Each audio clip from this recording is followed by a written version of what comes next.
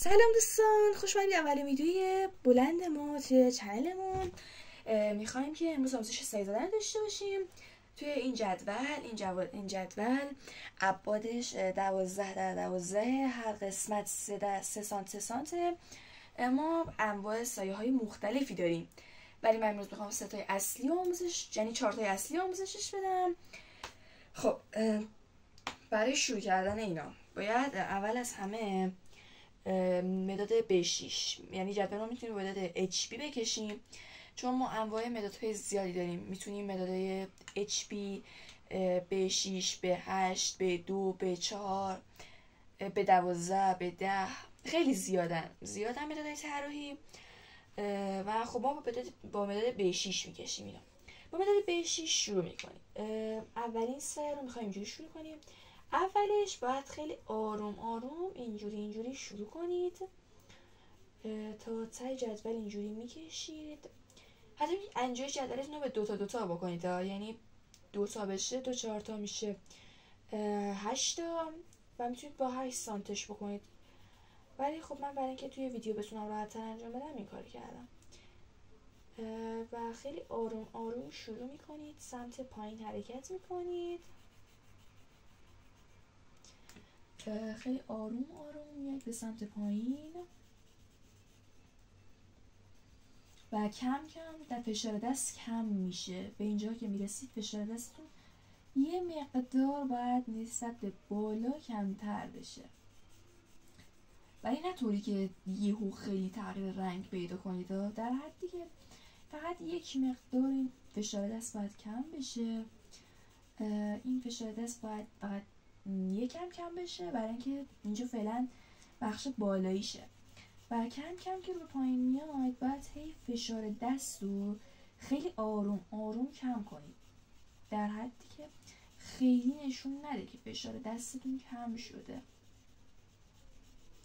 به همین صورت خیلی با فشار دست نسبتاً کم میایید پایین تا یه جاهایی و به همین صورت میبینید خیلی سعی میکنید کم رنگ بکنید اینا و به همین صورت که میبینید کم رنگ تا به تهاش که رسید دیگه باید یه جوری بزنید که فقط توی کاغذ معلوم باشه که یه سایه‌ای وجود داره ولی نه خیلی پر رنگ.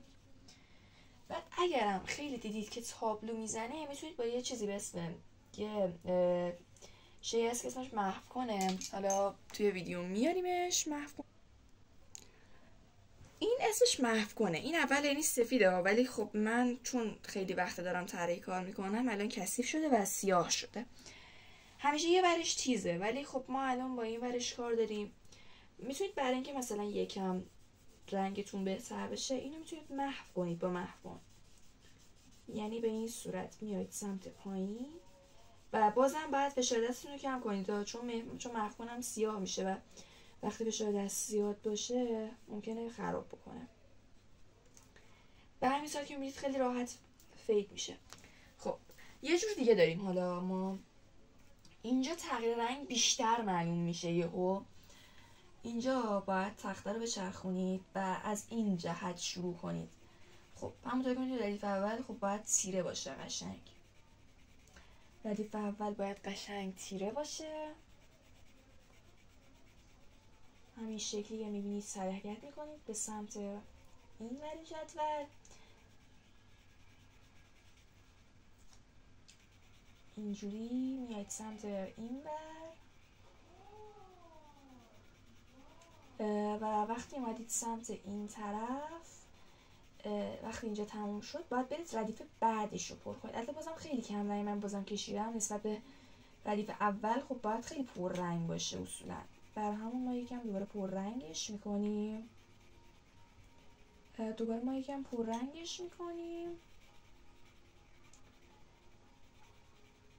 تا درست بشه.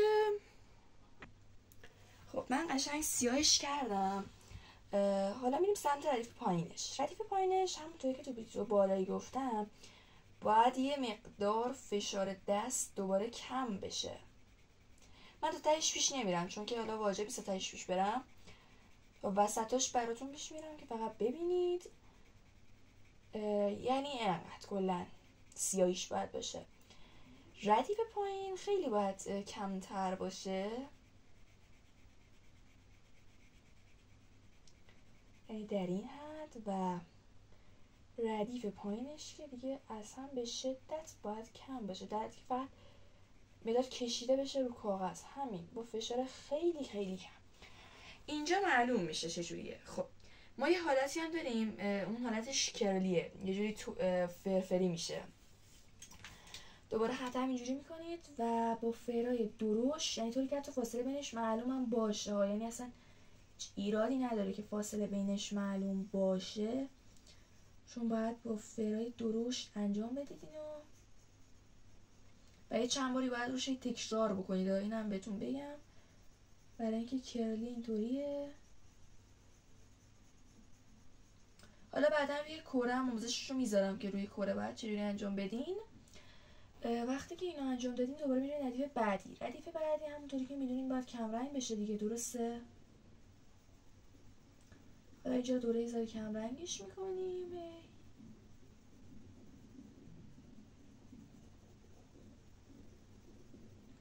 میریم ردیف پایین‌تر. ردیف پایین‌تر رو خب همونطوری که میدونین دوباره باید کم رنگش کنیم.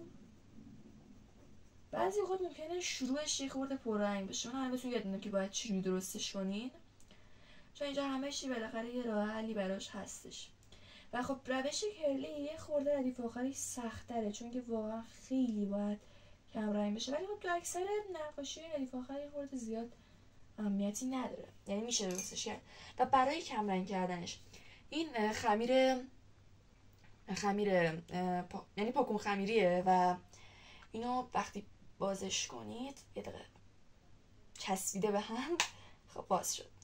اینو وقتی درستش کنید میتونید یه تیکه ازش بکنین اینجوری، و مارکش هم یا همین مارک مثل من هیگر باشه یا مارک فابر کاستل، اینا مارکای خوبی هن. این همینطوری مثل خمیر بازی میمونه قشنگ و میتونید باهاش مثلا سایتون یه خورده کم رنگ، اینجوری که میزنید روش سایتون کم رنگ میشه و خب خیلی خوب. مثلا من اینجا یه خورده پر رنگ کردم، میتونم با این خیلی راحت کمش کنم. و وقتی هم که کثیف میشه فقط کافیه باهاش یکم بازی کنید. وقتی باهاش بازی کنید خودش تمیز میشه و دوباره میتونید بذارید تو جاش. و سعی کنید پلاستیکیاشو نگیرید، چون پلاستیکیاشون ممکنه که خمیر خوش بشه و خراب بشه. و میریم حالا سر وقت فرای ریز. یه سری فرای ریز هم داریم همینه، ولی خب فر ریزشه. اینجا دیگه نباید فاصله معلوم باشه، اینجا باید خیلی با حوصله شروع کنید به حالت فرای ریز که توی خیلی از نقاشی ها هم مهمه. حالا من خودم یه روز یه نقاشی رو پیدا میکنم و ویدیوشو میکشم همینجوری و آموزش رو میذارم براتون. و همینطوری میگه با فرای باید خیلی ریز ریز شروع کنید ردیف ردیف پر کردن، به همین شکلی میبینید. و خب من حالا زیاد الان کلش تکمیل نمی کنم، اینجا فقط یه نصفشو پیش میرم تا بتونم فقط بهتون یاد بدم که چجوریه تا به بعدش. خب رفتیم ردیف بعدی. بخشید من یه سری وقتا حرف رو اشتباه میزنم، یه خورده مشکلشو دارم.